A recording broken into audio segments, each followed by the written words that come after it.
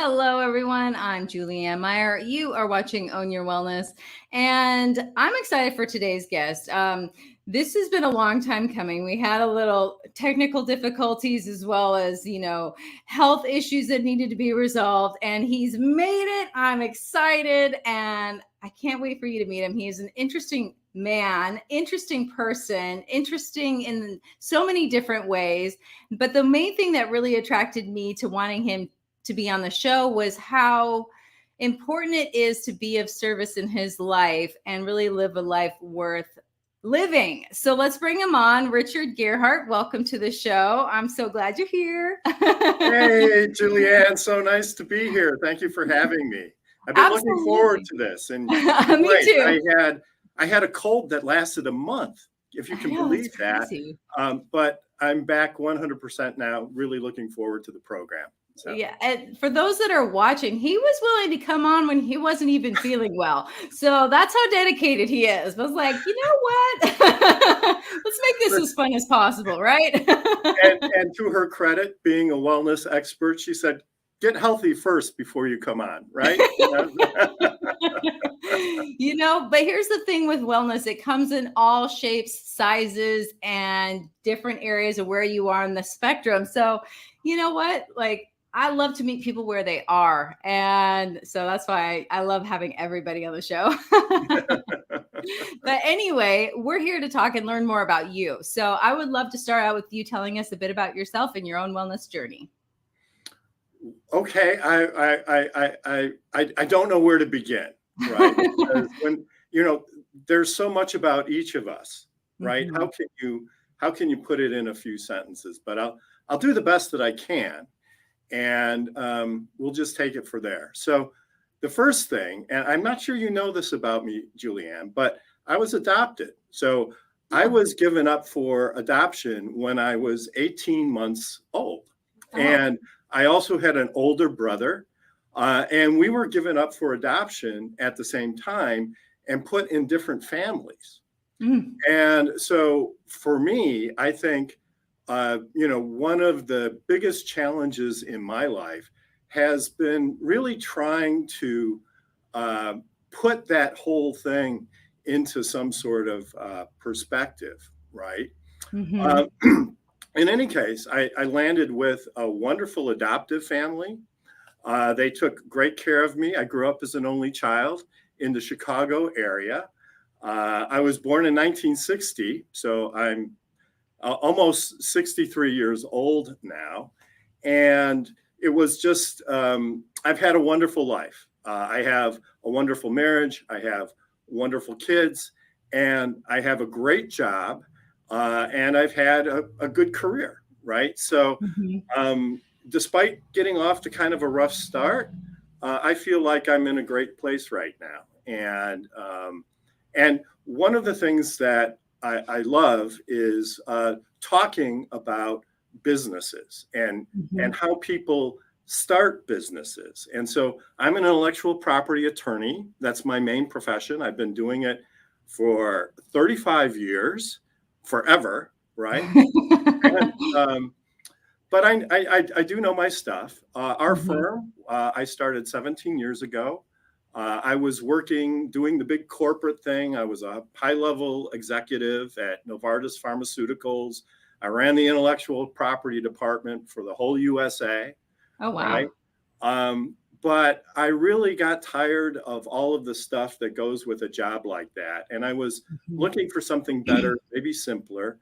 And my wife suggested that maybe I start my own practice. And I thought she was nuts. I thought that was like, holy cow. I mean, we've got kids and a mortgage, but fortunately it worked out. It worked out pretty well. And it turned out to be, one of the best professional decisions. I'm sure the best professional decision that I've ever made. And I devoted myself in my practice to helping other people start their own businesses. And that is, entrepreneurs, inventors, anybody who has an idea and wants to start a business can come to Gearhart Law, and they can we can help them. We can give them the intellectual property protection that they need, but we also support them emotionally and also have a lot of resources. So we can point them in the right direction when they need help with a marketing plan or a business plan. And we can help them get off to a really good start. And after doing the intellectual property law thing for a while, we were approached by a friend who said, well, would you be interested in doing a radio show? And so my wife and I looked at each other and said, why not? And that's where Passage to Profit came from. And it's really the same thing. We interview entrepreneurs, everybody from somebody who's got a new type of pillow to super duper complicated artificial intelligence software startups, from, literally billionaires to people who are just, starting out. And we love to showcase what they've done and share their experiences with our audience. And so, and that's where we're at right now. And we're having a blast. So I love that so much. Now I'm going to ask a question that might seem silly because I don't know the answer. And so I know other people don't know the answer. What if people are not located in the same state as you? Can they still utilize you as their lawyer? Yes, of course. And that's a great question. And there are a lot of different types of law that are very geographic. So for example, if you want to get a will, or heaven forbid, you go through a divorce, or you have more of a local matter, then you really need to work with an attorney who's familiar with the laws of the state. Intellectual property is different because intellectual property is based on federal law. And so in actuality, anybody who wants to work with an attorney, intellectual property attorney in a different state can do that, right? And so we have clients from literally all over the country. We have 4,000 clients, and we have them from every state in the USA. And we have other clients who are outside the United States, and they're in Europe, they're in Africa, they're in Latin America, they're in Asia. So we work with people from all over the world. And so we can help you no matter where you're at. I like that, and I have a business coach that had this wonderful idea and he didn't protect it. And it got stolen from him. And the guy that took it made millions upon millions of dollars off of his idea. So, I'm very much more aware of that sort of thing than not as much as he is, but Julianne, you'd be surprised how many of our clients are second timers. They say, I had this idea and I never did anything with it. And now a year later, somebody's out there, raking in the cash. Yeah. And I have an idea this time, I'm not going to let it happen again. And if I told you the number of times I've heard that story, you wouldn't believe it. But it really is true. It's interesting. I just feel like certain things are meant to be born into the world. And if you're not going to be the vehicle, then it's going to find another person. That's a really interesting way of thinking about it, that some of these projects and ideas are almost preordained, and that they're going to make it out there one way or another sooner or later. Right. And might as well be you, Might as well be you. Yeah, I've had a few of those ideas, but most of my ideas were back when I was a kid. So nobody ever took me seriously anyway. But now things are different now that I'm an adult. So, but I want to continue on this conversation, but I have to ask you, have you reconnected with your older brother? Oh, absolutely. So, so what happened was when I was in my late 20s, my birth father who was dying of cancer. He had colon cancer, and they predicted that he only had about 3 years to live. He came to visit me. I was living in Switzerland at the time. Wow. And so he wrote me a letter. My adoptive father came to Switzerland, and he gave me the letter from my natural father. Wow. And I read it. And based on this, we were able to make contact. And I actually was able to get to know my birth father for 3 or 4 years before he eventually did die of cancer. During this period, I also wanted to reach out to my brother, Fred. And so I actually tried to contact his birth parents, but they were reluctant to let me have contact with him because they were concerned that it might create, an emotional issue. He had not bonded that well with his adoptive family, not like I did, and there was some concern there. And so I actually ended up writing them a letter telling them how healing it had been for me to meet my birth father. And they ended up passing that letter on to Fred, and we connected. And it's amazing. I mean, we have the most incredible relationship. I love that. And even to this day, especially to this day, we talk at least once a week. We vacation together. He lives in a different state. He lives out west. I'm on the East Coast. And so, and we see each other once or twice a year. So I love that. Yeah. So Well, I've never shared this before, but I actually have an older brother, half brother, that was given up for adoption. And I found out about him. Oh, really? Because it was my mom's child. And I found out about him after she passed away. So I don't know who he is, but I know he exists. So was this when you were very young, or how did? He wouldn't be. If he's still alive, he'd be 10 years older than me. So, I was nowhere near in the picture or anything like that. And I actually had an older brother that was 9 years older than me that passed away. Actually 9 years ago. That's kind of crazy. Come to think of it, I think, it might have been today that he passed away. But anyway, that's so morbid. I apologize. But let's get back on track.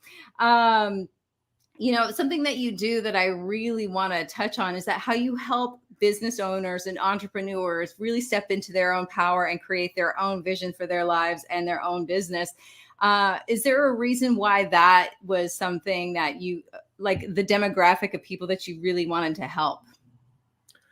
I think it was, before opening my own law firm, I had been in the corporate grinder for a long time, and I felt stifled, and I felt like I couldn't be myself.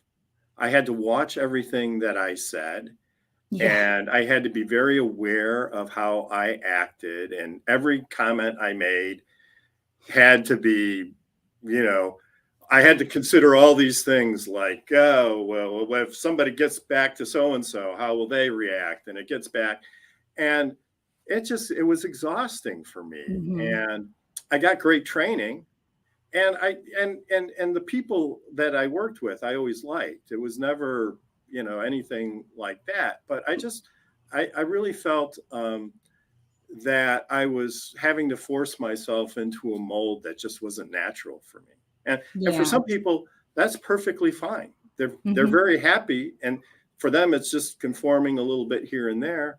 But for me, it was a little bit of a soul suck. And so when I decided to go out on my own, I wanted to fix this because I was unhappy. And to me, I didn't want other people to be unhappy. I wanted them to be happy. And because we spend so much time in our work and it's so much a part of us, right? That finding satisfaction there, I think is really one of the major steps forward that we've taken as a society. There's been a lot of progress in a lot of ways. One thing that people don't always talk about now is how expectations about finding fulfillment in work have changed too. And so people expect that they're going to be doing things that they at least partially enjoy. And they're not willing to stay at places where they hate working, and that was like opposite of, growing up in the 60s. It was like, nobody cares whether you like your job. You're lucky to have a job, right? And, Dad was like, well, if you're unhappy, just suck it up, and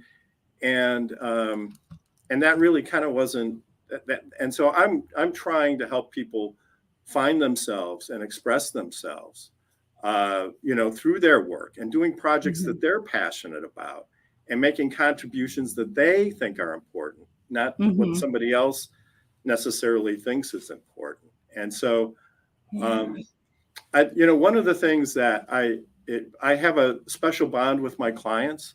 They really trust me. Lots of times they'll tell me about their project before they talk about it. They even tell their spouse, which I am not. Wow. I don't think that that's like really great, but sometimes, and they're very concerned about being taken seriously. They're very proud of their idea, but they're also like very worried that, oh, maybe my idea isn't a good idea, or maybe people are going to laugh at me. And so one of my jobs is to kind of help them get past that and, give them encouragement and, finding value, no matter, what the idea is, it has value. It has value to somebody. Right. And so trying to help, bolster their confidence and their attitude is a big part of what I do. And a big part of the intellectual property process is not just protecting their invention or protecting their brand, but it's by protecting it, they feel now safer to go out into the world and start working on it. So it's not just having the document, the patent or the trademark. It's freeing them up to say, okay, now I'm safe. Now I can go out and I can start promoting my idea and let's see where it goes. So, that is a big part of the intellectual property process for people who are first-time inventors or they're new to the business world, is really kind of help, supporting them. So. I always think about SpongeBob SquarePants. I'm like, who in the world thought SpongeBob? I mean, like, that's the dumbest idea ever, but yet it's this famous cartoon. So, I mean, who knows? I always think of that, like somebody thought that was a good idea. You got it, Julianne. I mean, you're right. There's a lot of crazy stuff out there. You just never know. So it is important to somebody, I like this idea, though, of you supporting people so they feel confident in bringing it out into the open, because somebody has to believe in them. There has to be one person outside of themselves to, be that cheerleader to get them to try at least. Yeah. And that's a big part of it. I think, they say that your regrets in life are the things that you don't do. Yeah. And if you have an idea or a project, or you're passionate about starting your own business, and you never take that first step and you never do it, I think that's something that some people would end up regretting if they don't do it. Exactly. And even if it doesn't work out, you learn that maybe I'm not made to be an entrepreneur. Maybe it looked good, but the day-to-day isn't so great. I'm going to go back and just get a real job, right? Or, but you're going to learn about marketing. You're going to learn about finance. You're going to learn about your industry. You're going to learn a lot of things. And even if it doesn't work out, the knowledge that you get is still valuable, right? Exactly. And it can be applied in other areas of your life. So it's all a learning experience. It's all about the journey. I love that. On that note, we do need to go to commercial break. So we're going to be back in just a minute. For those of you who are watching us live, thank you so much for being here. I mentioned it's time for those commercials. So when we come back, we're going to continue this conversation and talk about really what it's like to step into being an entrepreneur and a business owner. We'll be right back after these messages.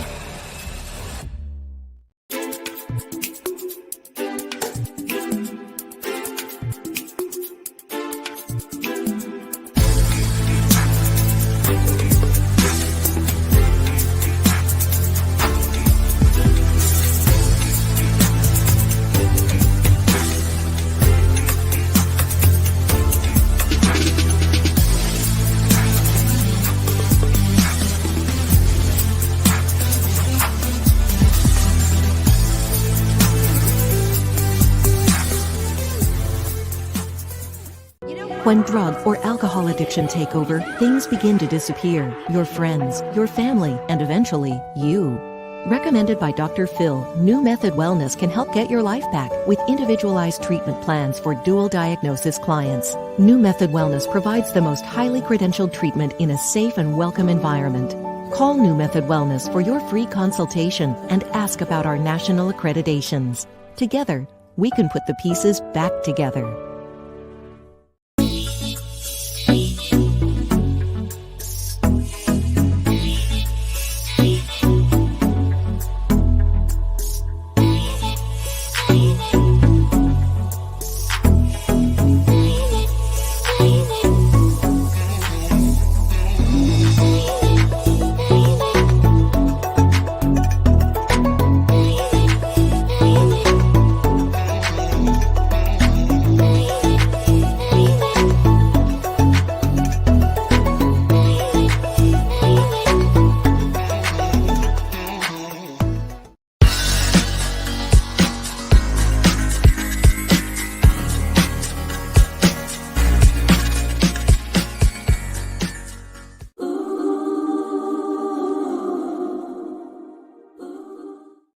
Welcome back, everyone. If you're just joining us now, I'm Julianne Meyer. You are watching Own Your Wellness. Say your words slowly, girl. Anyway, our guest today is Richard Gearhart. Welcome back to the show. Hey. I was like, woo! You know what? I had some coffee during the break and it automatically got my heart thumping, and I'm way too sensitive for that. I need to slow it down. Anyway. Well, ever since I've been sick, I stopped drinking and I stopped drinking coffee. Mm-hmm. So I'm drinking tea now. And I think, I was drinking the caffeine and I was like, the caffeine was boosting me. And then I go home at night and I would drink the booze, and that would, I was on this cycle. Yeah. So now I've eliminated that stuff and I feel better. And I've lost weight too. So there you go. I love that. Yeah. Yeah, I did a juice cleanse recently for 4 weeks. And 4 weeks only juice. And the thing was I couldn't have coffee. I could have green tea, But since I'm not on the juice cleanse, I've introduced coffee back. I don't drink it all the time or every day, but whenever I do, I remember why I stopped drinking it. Well, the juice cleanse, was that you only had juice? You didn't have any solid food or anything? No solid food. How was that? I mean, that had to be like, I don't know if I could do that. Yeah, I've done it twice now, and I don't recommend it for most people. I just straight up, I don't. But it's something that I know myself well enough to know and what my limitations are, and I have safety nets in place and things like that. So it's not like I wasn't, it's just all willy-nilly. But the thing that I discovered the most was how much I missed chewing. Really? That's kind of unusual. Yeah. I wouldn't have thought that, but it's a ritual. It's this whole idea of putting whatever it is into your mouth and chewing it. And yeah, that I missed. But honestly, I had way more energy. I felt better. A lot of symptoms, the chronic symptoms that I had were gone. So, it made a huge difference in my wellness. So I am considering adding it back in, not like that, because I need more calories, but yeah, it's a really good way to get nutrients. So yeah, my brother, Fred, I mean, he likes to go to these places and just not eat, right? Fast. And he'll fast for like 2 weeks, and his wife will, fast for 2 weeks. I think they've been up to like 24 days. I'm like, bro, how can you do that? I mean, I get hungry if I don't eat every 20 minutes, right? So how could you go for weeks without food? Well, there's certain things too that you kind of have to do. Like, it's not a good time to watch cooking shows. Not a good time to do that. You got to like, if you're juicing, for example, you got to stay out of certain sections in the grocery store. There's certain things you got to do. Or like for me, my fiance, I'm like, babe, please stop talking about how you're hungry. You can go eat something. Well, juicing cleanse sounds better than a fast. At least you're getting something, nutrients, right? And yeah. I mean, did you have like specific recipes like every day, or did you like just stick with one recipe? How did that work? Yeah, I did different ones every single day. There's few that, a few of them I repeated every few weeks, that kind of a thing. But the first time I did it, I just threw in a bunch of vegetables and lettuce and stuff and drank that. That was way harder. There wasn't as much fruit in it. So without a little bit of sugar someplace, right? It can be bitter, right? I've tried that too. Oh, it's like drinking lawn, but but it is what it is. It was definitely good for me, health wise, and just to see, reintroducing foods and things too. Like, I can't eat ice cream anymore. I tried it once, and there's something about the dairy and the sugar together. It just made me so sick, and I can't do it. I won't do it anymore, which is unfortunate in a way because I love ice cream, but it doesn't love me. Yeah. Well, wow. I mean, who knows, maybe that'll change someday, but who knows? You're probably healthier without it, right? Oh, so. Yeah, definitely. I'm okay without it. But anyway, let's talk a little bit. I wanted to touch on the fact that you started your own practice, and it's not like you were just straight out of, university and without kids and a family and all the things that make it extra scary to venture out. I'm curious, what was the biggest surprise to you by doing this? Boy, that's a tough question. There were a lot of surprises. I think one of the bigger surprises was that it sort of worked. And I kind of figured out kind of early on that this is probably going to be okay doing this. I mean, I had set like a time frame. If I didn't hit this amount of money by this period, I was going to go back to doing what I'd done before, working in a company. But it turned out, pretty good.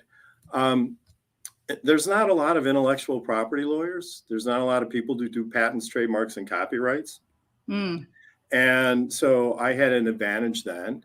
And I started in 2006, and I put up a website. And in those days, way back then, lawyers didn't have websites. And I was told, oh, having a website is never going to work. And it's all based on relationships. And so I'd go out there and I would network with people. But I got, after the website came up, I was getting like 2 or 3 calls a day from people. And I had good training, and I was cheap. I genuinely wanted to help. So I think, those factors got me going. But, I think it's, I think the surprise kind of comes, one surprise is just kind of sort of like, you really are on your own. There's, and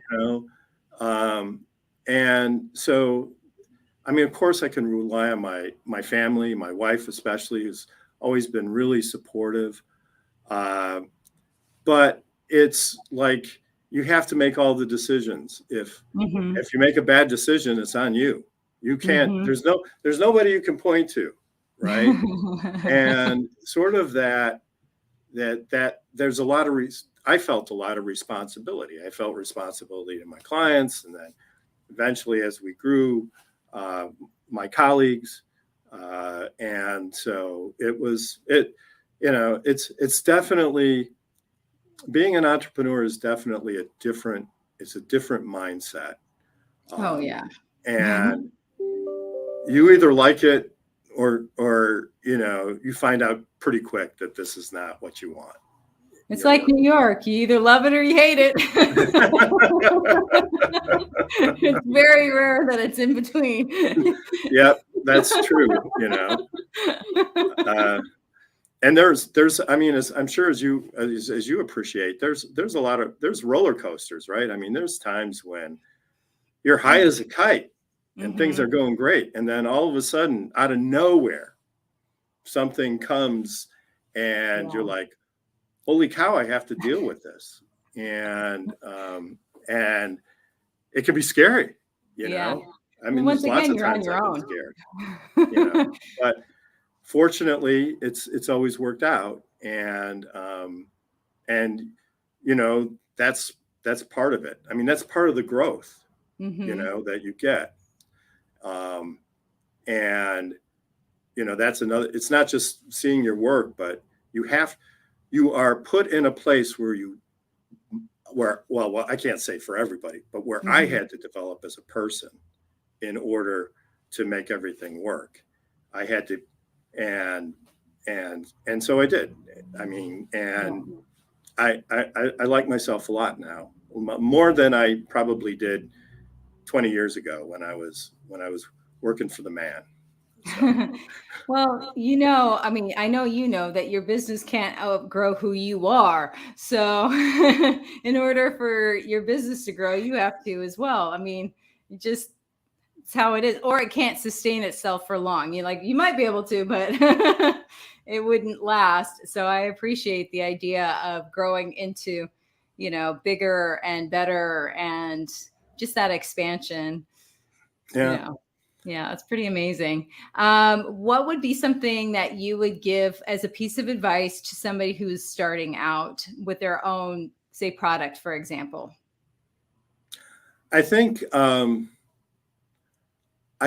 this is going to sound kind of weird, but I think knowing your leverage is really knowing, they call it a value proposition, but you have to know what value you're giving. And you have to price it so that the people who are buying are getting more value than they're paying for. And so you have to figure out how to make that work, which is kind of counterintuitive.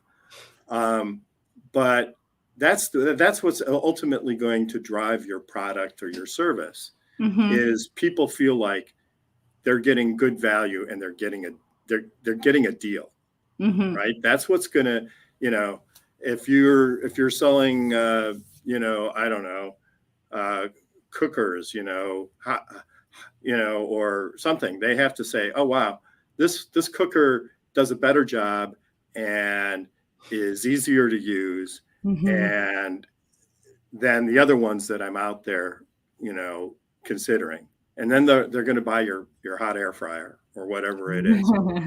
And if you don't have that, right, then it's going to be, that's the engine that I think drives everything.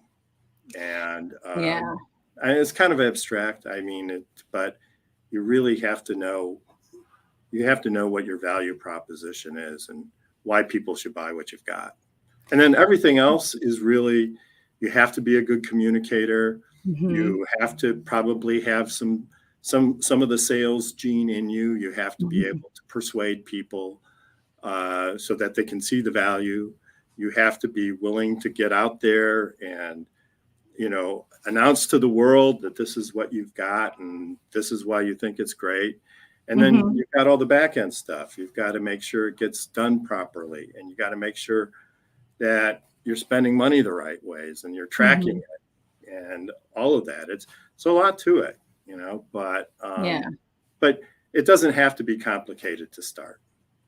I like that. It doesn't have to be complicated. One of my business coaches says, launch and adjust. I always thought that was kind of fun. It's like, okay, get going, because your end product never looks like the beginning. That's perfect wisdom, Julianne. I that really is, that is right. And so, you got it. Yeah. And I think that that's probably one of those value things that you add too, because, mentioning that you offer this emotional support to people, it's that visibility. Sometimes people want to not necessarily be seen, but they want their things out there. Just, they don't invisible face. Well, there are ways to do it without being out there. Yeah.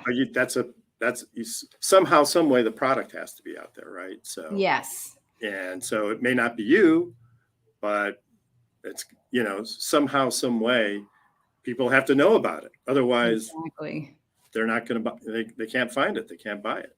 So. Yeah. Well, I think about the lady that started Spanx, and how I've listened to her talk so many times, and, just the idea of her going into stores and positioning her products so that people could see them easier.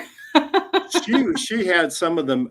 I mean, she was sneaky, and she was like one of the most aggressive people, right? I mean, she would go into stores and she wasn't even selling it, right? And she'd go around and adjust the merchandise and put her stuff in there. And, a lot of people would be terrified to do stuff like that, right? But she had, she just went in there and did it, right? So I don't know. I'm pretty impressed with the temerity behind that. Yeah. Oh my gosh. And she's wildly successful, and and that worked for her. It did. But there are other ways to do it, which I think is what, we're trying to say here, is that it doesn't have to necessarily be like that, but you do have to be out there in either you or your product or whatever it is has to be out there. It's like the old saying about the doctor in the village, that he didn't want to brag and tell anybody he was the doctor. So they couldn't call on him for help when the villagers needed him. Exactly. Yeah. If nobody knows you're there, then there's nothing you can, that people aren't going to find you. And that is kind of, I think what you're saying there is a lot of truth into it. It does seem to be this misconception that if I just have a good thing, people are going to want it. Yeah. But, and you have to have a good thing, or at least a pretty good thing. And then, but people have to know about it. And, and there's a lot of opportunities for that now. I mean, we take the whole, Facebook and the social media for granted, and the internet. And there are, that wasn't there a long time ago. and in order to get known, you had to do, different things. But now, you can put it on Facebook, you can put it on TikTok, right? And people can find you, and it doesn't necessarily cost a lot of money. So, the opportunities to do your own thing, whether it's a full-time gig or a side hustle or a part-time thing, there's just so many of them now. And so, getting out there has never been easier, right? Exactly. Yeah, I mean, you're in your office and I'm in mine across the country from each other, and there's 100,000 people plus watching. So hello, 100,000 people. That being said, we do need to go to our last commercial break. So we're going to be back in just a minute. And I said hello to everybody who's watching us live. Now I'm saying hello to everybody who's watching us on demand. When we come back, we're going to continue this conversation and talk about, how to get out there and be seen, and what it's like to really be an entrepreneur. We'll be right back.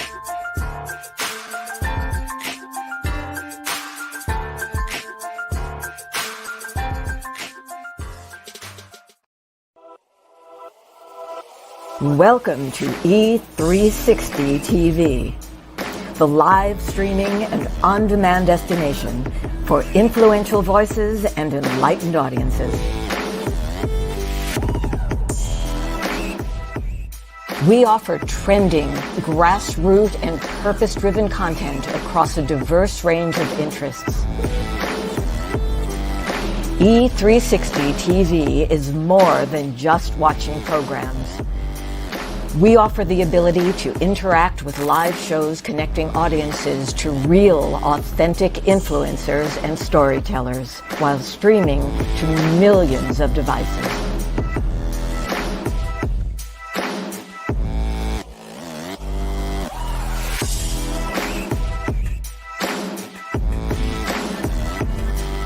Real experiences. Raw conversation. One destination for it all. E360 TV.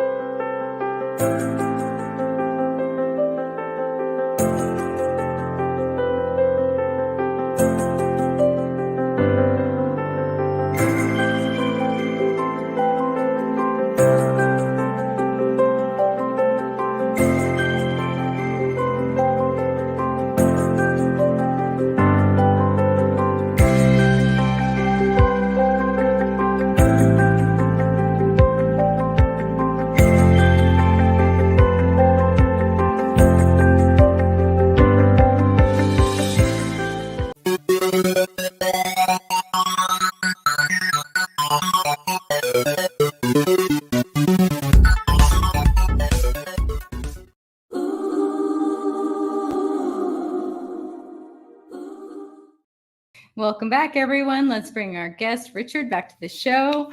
Hello again. Hi. So,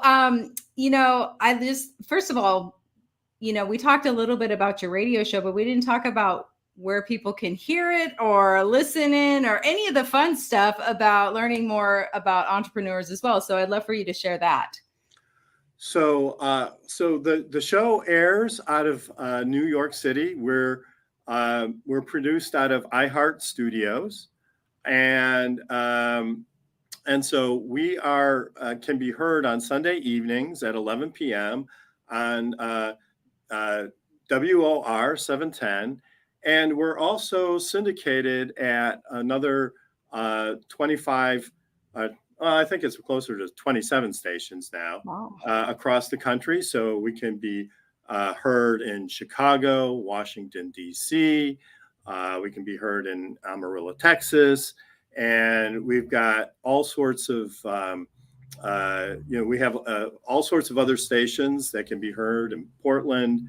None in California yet, but we're hoping to get there eventually. Yeah. And then we can be heard on the iHeart app. So you can download the iHeart app, and you can hear our show broadcast live. And then we're also, of course, we have a podcast that is available anywhere you get your podcasts. And so, so there's lots of ways to access the show. And we really hope that you'll tune in. If you're interested in entrepreneurship, we usually have an accomplished entrepreneur, somebody who is, made it as an entrepreneur. And then we have two presenters, people who are at an earlier stage in their journey. And we talk with them about their experiences and their products or their services. And it's really great because you get to hear about entrepreneurism from different perspectives in the same hour. And so what you appreciate is that everybody has their own story, and everybody has their own way of doing it, right? And so each one of each one of our guests is like their own creative force, right? And they talk about, the challenges. So if you're thinking about starting your own business or your own product line, you can kind of get a flavor for what people go through. And then you also get a lot of good advice. You get a lot of good information about anything from marketing to selling and sometimes we have financial people on. And then sometimes we have celebrities on too. Celebrities like to come on and talk about their projects. So we like to think that it's an informative show, and it's really designed, consistent with the law firm goals, really helping educate people about entrepreneurism, and hopefully it'll be you'll have some takeaways from the show. So that's edutainment. Edutainment, yes. And I also make some jokes, but our producer usually edits them out. But every once in a while, he lets a few go through. So I like that. My fiance was a stand-up comedian for years, so I always appreciate jokes. It's not easy because I know that he says that I should have been a stand-up comedian, and I don't agree with him. However, there are times when I think I'm funny, and people would edit my jokes out too. So I do. I kind of fall into the dad joke conundrum, and so I love dad jokes. Lots of times people just roll their eyes, like my daughter. Just like, is that another dad joke? And I thought it was funny. And I love silly jokes. It's just fun. That's all it is. It's just pure fun. Yeah. Lighthearted. Nothing has to be serious, Right. And they're not nasty. They're not, they're just, it's just fun. Exactly. No, I like that. One of the things that one of my hosts on the network, he has a show and he calls it the near-death experience for entrepreneurs. And he talks about like the time when everything looked like it was gonna go bad. Like it was one of those sink or swim moments. And he makes it funny, so it's not like dramatic. But the thing that I think is kind of cool is that, it seems like every entrepreneur has some sort of near-death experience that, they're like, oh my gosh, I don't know if I can make it through this. Even if it's not that serious, it is to them. So what would you say to somebody that maybe is going through, because like you said, it's a roller coaster. There's the ups and the downs. What is something you would say to somebody who is on the down part and it looks kind of scary? Well,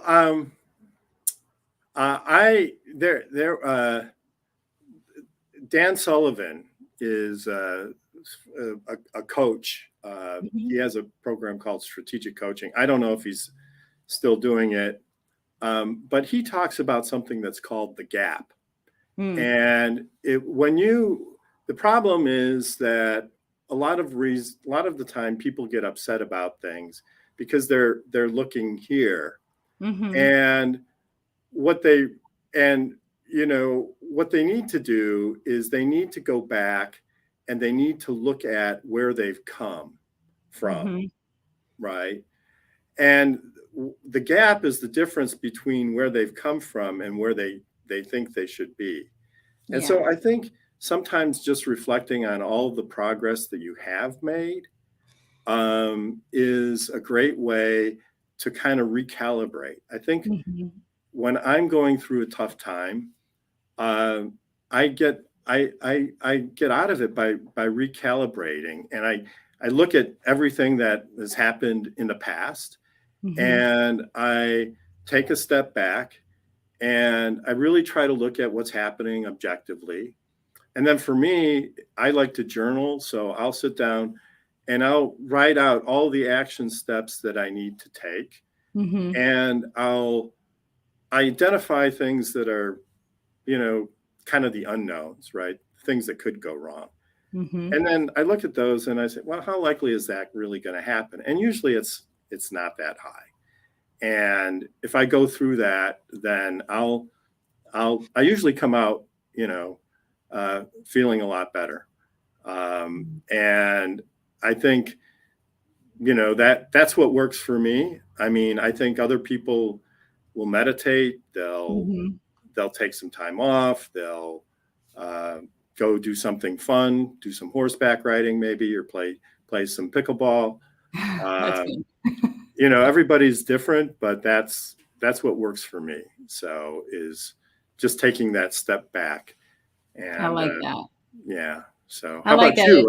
What do you do, assuming that you get into that spot? Oh yeah, of course. You know, I've been there a couple of times, and I just remember that I've always made it through everything. And if it doesn't look the way I want it to, that means it's not done yet. So it's okay. It's just the middle part.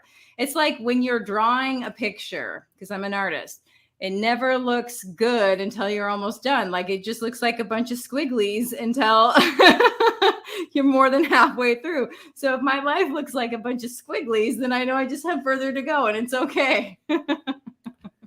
Yeah, and I think that's, you know, that's a perfect way to look at it too, right? So we all have our own. We do. Yeah. We all have our own things. Another thing is remembering why I got into this in the first place, which was to help other people. And so no matter what happens to the business, if something happens that, you know, where I have to make a big change or something, I can always look and see, well, I accomplished, you know, most of what I set out to do. And I think keeping the focus on the why also helps me. That is huge. I love that. And that is all the time that we have. So I know, can you believe it? It goes by so quickly. I just want to say thank you so much for being on the show today. You were so much fun, and you dropped some really good gems of knowledge and truth bombs. So I appreciate that. Well, it's my pleasure. I love your show, and I love what you're doing, Julianne. So, you know, keep up the good work. Thank you.